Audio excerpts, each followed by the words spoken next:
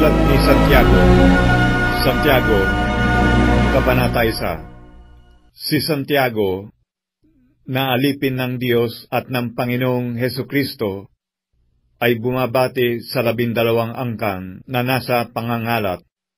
Mga kapatid ko, ariin ninyong buong kagalakan, kung kayo'y mga hulog sa sari-saring tugso. Yamang nalalaman na ang pagsubok sa inyong pananampalataya ay gumagawa ng pagtitiis. At inyong pabayaan na ang pagtitiis ay magkaroon ng sakdal na gawa, upang kayo'y maging sakdal at ganap, na walang anumang kakulangan. Ngunit kung nagkukulang ng karunungan ang sinuman sa inyo, ay humingi sa Diyos, na nagbibigay ng sagana sa lahat at hindi nanunumbat, at ito'y ibibigay sa Kanya. Ngunit humingi siyang may pananampalataya, na walang anumang pag-aalinlangan, sapagkat yaong nag-aalinlangan ay katulad ng isang alon ng dagat na itinutulak ng hangin at ipinapadpad sa magkabi-kabila. Sapagkat huwag isipin ng taong yaon na siya'y tatanggap ng anumang bagay sa Panginoon. Ang taong may dalawang akala ay walang tiyaga sa lahat ng kanyang mga paglakad. Datapwat ang kapatid na mababang kapalaran ay magmamapuri sa kanyang mataas na kalagayan. At ang mayaman, dahil sa siya'y pinababa, sapagkat siya'y lilipas na gaya ng bulaklak ng damo. Sapagkat sumisikat ang araw na may hanging nakasusunog, at naluluoy ang damo, at nangalalagas ang bulaklak nito, at nawawala ang karikitan ng kanyang anyo. Gayon din naman ang taong mayaman na malalanta sa lahat ng kanyang mga paglakad. Mapalad ang taong nagtitiis ng tukso, sapagkat pagkasubok sa kanya, siya'y tatanggap ng putong ng buhay, na ipinangako ng Panginoon sa mga nagsisiibig sa Kanya.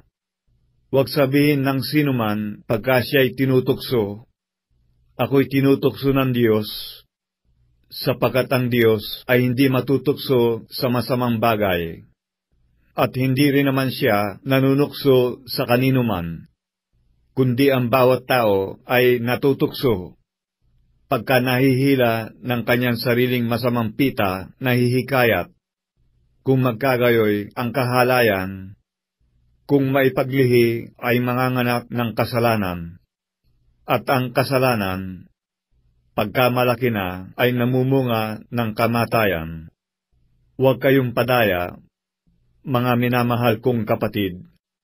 Ang bawat mabuting kaloob at ang bawat sakdal na kaloob ay pawang buhat sa itaas, na bumababa mula sa Ama na mga ilaw, na walang pagbabago, ni kahit aninuman ng pag-iiba. Sa kanyang sariling kalooban ay kanya tayong ipinanganak sa pamamagitan ng salita ng katotohanan, upang tayo'y maging isang uri ng mga pangunahing bunga ng kanyang mga nilalang. Nalalaman ninyo ito, minamahal kong mga kapatid, ngunit magmaliksi ang bawat tao sa pakikinig, magmakupad sa pananalita, magmakupad sa pagkagalit, sapagkat ang galit ng tao ay hindi gumagawa ng katuwiran ng Diyos. Kaya't ihiwalay ninyo ang lahat na karumihan at ang pag-apaw ng kasamaan, at tanggapin ninyo na may kaamuan ang salitang itinanim, na makapagliligtas ng inyong mga kaluluwa. Datapwat maging tagatupad kayo ng salita, at huwag tagapakinig lamang, na inyong dinadaya ang inyong sarili, sapagkat kung ang sinuman ay tagapakinig ng salita at hindi tagatupad, ay katulad siya ng isang tao na tinititigan ang kanyang talagang mukha sa salamin, sapagkat minamasdan niya ang kanyang sarili, at siya'y umaalis at pagdakay kanyang nalilimutan kung ano siya.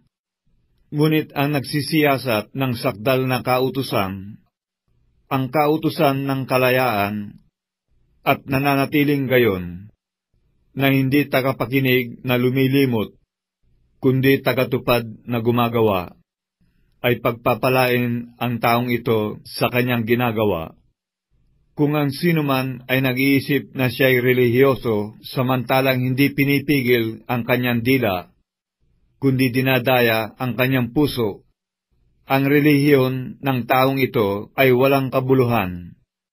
Ang dalisay na relihiyon at walang dungis sa harapan ng ating Diyos at Ama ay ito: dalawin ang mga ulila at mga babaeng bao sa kanilang kapighatian, at pag-ingatan walang dungis ang kanyang sarili sa sanglibutan.